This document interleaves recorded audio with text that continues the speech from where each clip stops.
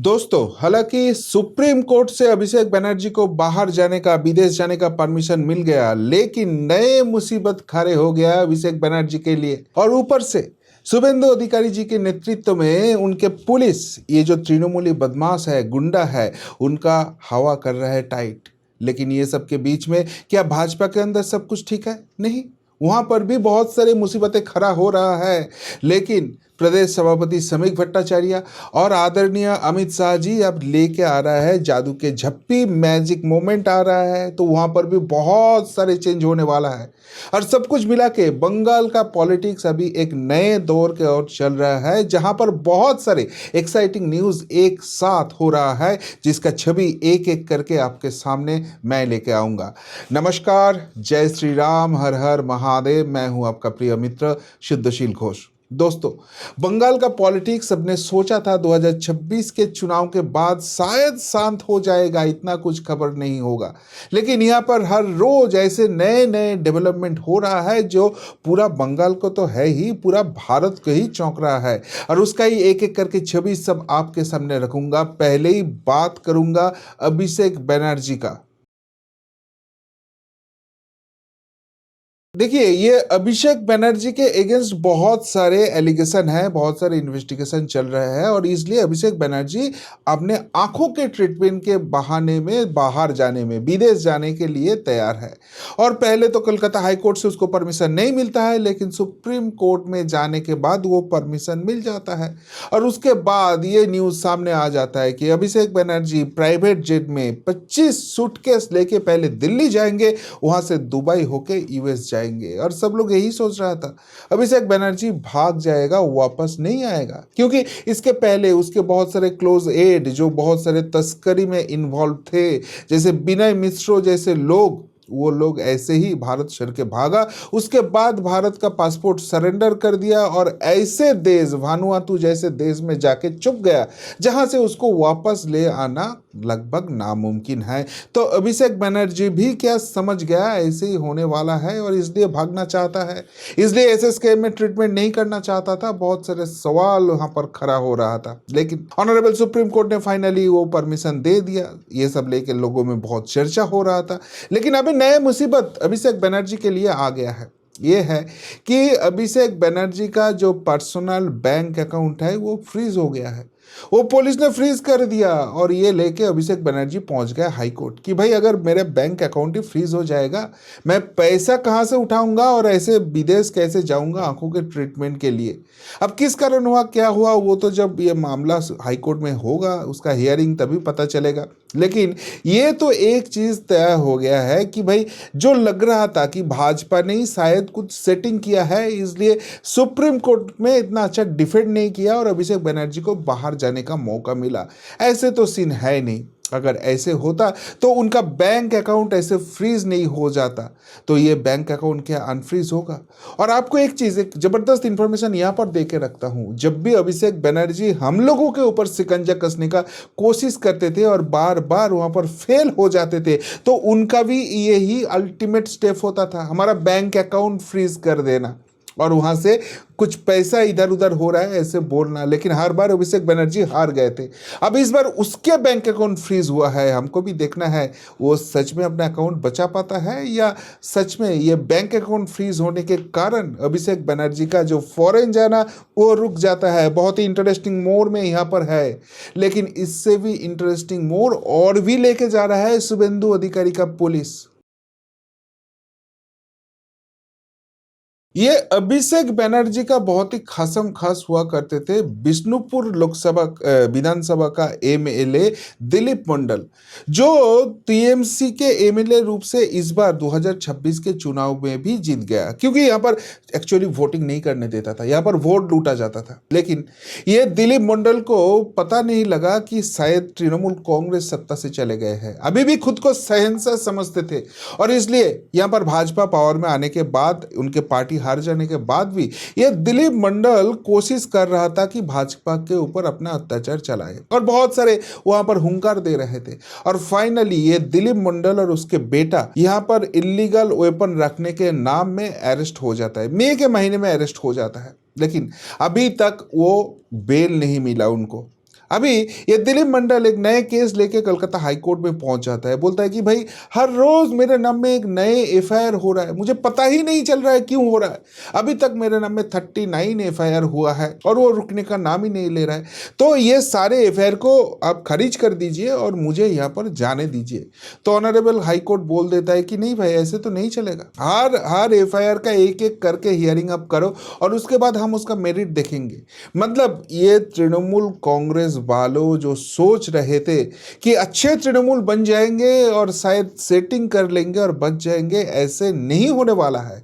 ये शुभेंदु अधिकारी का पुलिस है, जो कारनामा किया है उसको उसका ही कानूनी कार्रवाई होगा और वहां से बचने का कोई चांसेस नहीं है। जितना भी ये लोग अभिषेक बनर्जी को अपना पॉलिटिकल बाप मान ले, अभी अभिषेक बनर्जी ही फंस चुका है, तो ये तो कौन सी खेत की मूली है, यही हर दिन हर वक्त प्रूव हो रहा है। लेकिन बात यहां पर खत्म नहीं होता है। पुलिस चाहे तो क्या कर सकता है, यही शुभेंदु अधिकारी का पुलिस हर रोज दिखा रहा है। अब बात करते हैं बोगटुई केस का। अब शायद सुना है ये नाम बोगटुई, जो बीरभूम डिस्ट्रिक्ट में हुआ करते थे 2022, जहां पर तृणमूल कांग्रेस का ही इंटरनल क्लास में वो माइनॉरिटी सेगमेंट है और वो वहां पर उसका माइनॉरिटी का जो लीडर है उसको ही मार देता है तृणमूल का ही एक दूसरा पार्ट, और ये लेके बहुत बवाल मच जाता है। तब यहाँ पर जाके मुख्यमंत्री, तब का मुख्यमंत्री ममता बनर्जी बोलती है कि सारे पुलिस को वेस्ट बंगाल में छुट्टी कैंसिल है, आप सबको हर रोज ड्यूटी देना पड़ेगा और अगले 20 दिन के अंदर पश्चिम बंगाल के अंदर जितना भी इलीगल वेपन है आपको वो बरामद करना पड़ेगा। वहां पर अनुब्रत मंडल खड़े होकर बोलते हैं कि भाई ये जो केस है ना, इसको अच्छे से सजाना पड़ेगा, सो दैट हमको जिसको चाहते हैं तो उसको ही जेल भेज सकता है। लेकिन कुछ भी नहीं हुआ।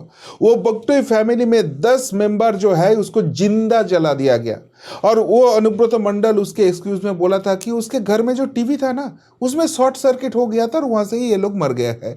इनका इंटरनल क्लैश कैसे था, तृणमूल कांग्रेस कितना खराब सिचुएशन में बंगाल को लेके गए थे, एक बार देख लीजिए। ऑपोजिशन को तो ये छोड़ते ही नहीं, अपने पार्टी के अंदर लोगों को भी ऐसे जिंदा जला देते थे।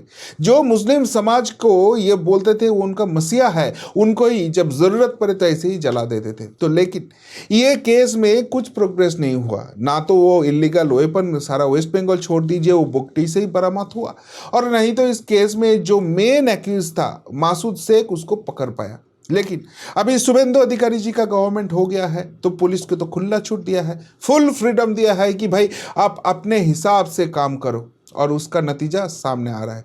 उस घटना के 4 साल बाद 2026 में आके मुंबई में छुपे थे ये मासूद शेख, उसको जाके अरेस्ट कर लिया जाता है और उसको अभी ट्रांजिट रिमांड में यहाँ पर बगटुई में लेके आना है। आपको मालूम है ये बगटुई इंसिडेंट के बाद जब यहाँ पर सीबीआई इन्वेस्टिगेशन चालू हुआ था तो सीबीआई को फंसाने के लिए भी ये अनुब्रत मंडल या तृणमूल कांग्रेस ने कोशिश किया था, लेकिन वो सारे कंस्पिरेसी अभी धीरे धीरे उनमें से पर्दा हट रहा है और ये कमाल, ये मैजिक कर रहा है शुभेंदु अधिकारी जी का पुलिस। तो पुलिस सब कुछ कर सकता है, उसको बस कराना पड़ता है, और वही चीज ममता बनर्जी ने पिछले 15 साल से नहीं किया, तो इसलिए पश्चिम बंगाल बन गया था जंगल राज। अभी वो जंगल राज से धीरे धीरे मुक्ति मिल रहा है। लेकिन प्रॉब्लम यह है, जो मुश्किल ये है कि जहां पर जिसके भरोसे ये जंगल राज का मुक्ति होगा वही बीजेपी चैप्टर में क्या सब कुछ ठीक है? नहीं, वहां पर भी बहुत सारे प्रॉब्लम का इंसिडेंट सामने आ रहा है और उसको सुलझाने का रास्ता भी मिल रहा है। ये है सबसे अच्छे न्यूज। देखिए, भाजपा सत्ता में आया है 3 महीना ही हुआ है, लेकिन यहाँ का बहुत सारे एमएलएस के ऊपर एलिगेशन आना चालू हो गया। जो टीएमसी वाला फॉर्मूला था वही ये लोग अपना रहा है। इसके मतलब वो तोलाबाजी, ये सिंडिकेट राज जो तृणमूल कांग्रेस के लिए करते थे उसको ही धीरे धीरे पार्टी में शामिल कर रहे हैं, और उसके साथ मिलके ये सारे काम ये लोग ही कर रहे हैं। और ये जितना न्यूज़ सामने आ रहा है लोगों को गुस्सा उतना ज़्यादा हो रहा है कि भाई भाजपा ऐसे कर सकते तो हम सोच भी नहीं सकते थे। अगर ऐसे ही करने देना था तो वो तृणमूल ही कंटिन्यू करता, ये भाजपा को क्यों सत्ता में लाना था?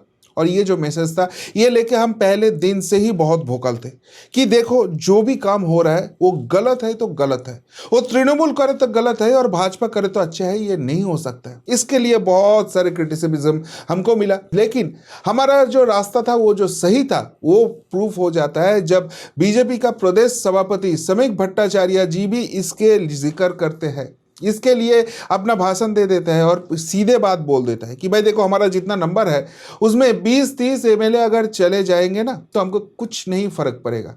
ये जनता का सरकार है, जनता ने चुना है और उनका बहुत सारे एक्सपेक्टेशन है, उस एक्सपेक्टेशन को आप टूटने मत देना। आपके खिलाफ अभी से ही बहुत सारे एलिगेशन आ रहा है और हर चीज़ के ऊपर पार्टी का नज़र है। अगर ज़रूरत पड़े तो आपके खिलाफ भी हम कार्रवाई करेंगे, हमें कुछ फर्क नहीं पड़ता। तो अभी भी चांस है, आप सुधर जाओ।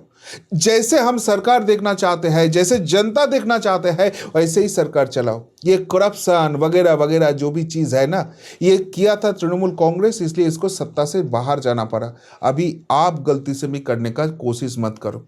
तो इसके मतलब पार्टी का नज़र है और हम जो बात बोल रहे थे वही सही है। और सही इसलिए है क्योंकि देखिए गलती हो सकता है, लेकिन वो गलती सुधारने का प्रयास होना चाहिए। जब तृणमूल कांग्रेस का सरकार था तो हमने बार बार कोशिश किया गवर्नमेंट को ये बात पहुंचाने के लिए कि भाई गलती हो रहा है, उसने सुना नहीं, माना नहीं। ऊपर से हम ऐसे बोलते थे तो हमको जेल भेजने का इसने कोशिश किया था और इसलिए जनता ने इसको फेंक दिया और वही गलती से शिक्षा लिया ये भाजपा, जो सबसे पॉजिटिव नोट है। लेकिन उससे भी पॉजिटिव नोट क्या है मालूम है?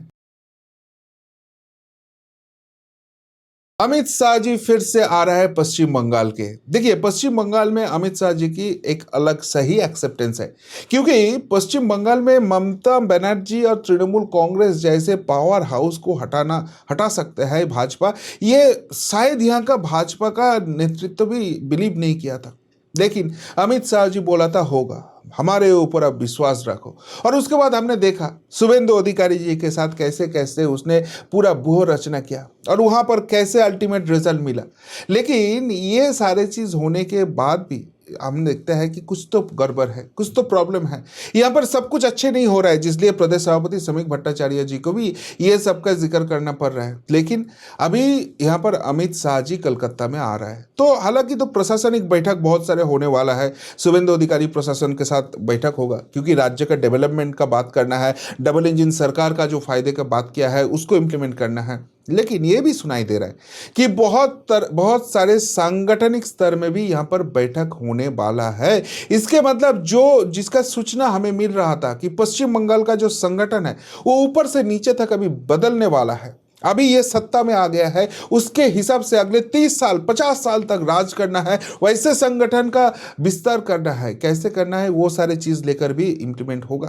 तो इसके मतलब ये जो 3 महीना था, ये आप बोल सकते हो ये हनीमून पीरियड था। सबको खुला छूट दिया गया था कि आप कैसे कर रहे हो, क्या कर रहे हो, कितना कर रहे हो, हम सब कुछ मेजर कर रहे हैं। लेकिन पार्टी का निगरानी सब चीज के ऊपर है और वो सारे गलती जहां जहां पर हुआ है वहां पर करे मेजर लिया जाएगा। और जो जितना मर्जी काम कर रहा था अभी ऐसे नहीं होने वाला है, वो तो पूरा क्लियर हो गया। लेकिन यहां पर भी एक चौंकाने वाला बात आ रहा है। ये जो भाजपा है ये हमेशा से खुद को तोड़ते हैं और नए तरीके से करते हैं, इसलिए तो भाजपा इतना सक्सेसफुल है। अब रिसेंट जो प्रॉब्लम पूरा भारत में भाजपा के लिए खड़ा हो रहा है वो है जेएनजी का आंदोलन। ये लोग क्या चाह रहा है, कैसे चाह रहा है, सब कुछ अलग फॉर्मूला से चल रहा है जो भाजपा के थोड़ा समझ के बाहर है। इसलिए तो ये सीजेपी वाला प्रोटेस्ट दिल्ली में इतना भयानक हो गया, जिसके कारण फाइनली एजुकेशन मिनिस्टर को रेजिग्नेशन देना पड़ा। लेकिन अभी इसको लूजली नहीं ले सकता है और इसलिए भाजपा अपने जो प्रचार के एपिसोड है उसका पूरा एपिसेंटर चेंज कर रहा है। अभी भारी मात्रा से एआई का यूज होगा, जेनजी क्या चाहता है उसके ऊपर पूरा नजर रहेगा और उसके हिसाब से ही ये पूरा प्रचार रेडी होगा। सोशल मीडिया को और भी अच्छे तरीके से यूज किया जाएगा, लेकिन उससे भी अच्छा है जो मेन मोटो है कि देखो हमारा एक वोट बैंक है जो हमको ही वोट देगा। हमारा एक वोट बैंक इस बार मिला है जो इस बार हमको वोट दिया है चेंजेस के लिए, लेकिन वो हमारा परमानेंट वोट बैंक नहीं है, उसको परमानेंट बनाना है। और ऊपर से यहाँ पर हमको और भी आसान सीट लेके आना है, तो इसलिए नए जो वोट बैंक जो हमको वोट नहीं भी दिया है उसको भी कन्वर्ट करना है। काम तो ये 3 स्टेप में ही होना चाहिए और इसके लिए जो जो करना है वो हम पार्टी के हिसाब से करेंगे, संगठन के विस्तार के हिसाब से करेंगे, प्रचार के हिसाब से करेंगे। और इसलिए इसलिए भाजपा सारे पार्टी से इतना आगे चलता है। 2026 का इलेक्शन बस खत्म हुआ, अभी से 2029 का फुल प्रिपरेशन चालू हो गया और वहां पर खुद का भी जो गलती है वहां को सुधारने का बात हो रहा है, उसको दबाने का बात नहीं हो रहा है। यही भाजपा का सबसे खासियत है। तो एक साइड में अभिषेक बनर्जी और उनके जो चमचे थे उसके लिए हर रोज नए मुसीबत खड़े हो रहा है। शुभेंदु अधिकारी जी का पुलिस अपना काम कर रहा है, इसको सांस लेने का भी टाइम नहीं मिल रहा है और ऊपर से भाजपा के अंदर जो प्रॉब्लम था उसको अच्छे तरीके से सुलझाने का और उसको अच्छे तरीके से आगे लेके जाने का प्लानिंग भी, ब्लूप्रिंट भी तैयार कर रहे हैं भाजपा का नेतृत्व। सब कुछ मिला के बंगाल का जो भाजपा का पॉलिटिक्स है वो अभी फिर से पॉजिटिव नोट में आ गया है। जिस तरफ बंगाल का जनता देखना चाह रहा था वही इंप्लीमेंट हो रहा है। क्या आप बोलोगे भाजपा का ये सारे चीज़ लेकर? अगर कुछ बोलना है तो ज़रूर कमेंट बॉक्स के कमेंट करके बताना। अभी के लिए इतना ही, फिर मिलता है बहुत जल्दी। नमस्कार, जय हिंद, वंदे मातरम।